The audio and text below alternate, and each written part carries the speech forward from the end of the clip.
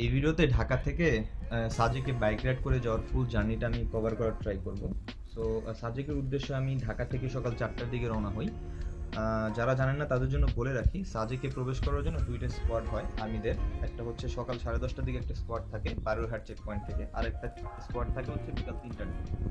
তো আমার প্ল্যান ছিল হচ্ছে সকাল 10:30 স্কোয়াডটাই চেকিং করার, বিকজ 10:30 স্কোয়াডটা ধরতে না পারলে বেশ খানিকটা সময় হচ্ছে চেক পয়েন্টে বসে থাকতে হয়। তো ঢাকা থেকে বারুরহাট পর্যন্ত অলমোস্ট প্রায় 300 কিলোমিটার রাস্তা, এবং বারুরহাট পর্যন্ত যেহেতু রাস্তা মোটামুটি ভালো হাইওয়ে রাস্তা, সো আমরা একটু স্পিড মেনটেন করে বারুরহাট পর্যন্ত যাই।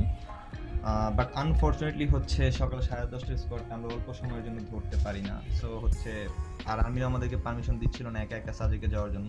সো আমরা চেক পয়েন্টে বেশ খানিকটা সময় বসে থাকি। বসে থাকার পরে যখন বিকাল 3টায় স্কোয়াডটা সাজেকের উদ্দেশ্যে ছেড়ে যায়, ওই স্কোয়াডের সাথে হচ্ছে আমরা সাজেকে ইন করি।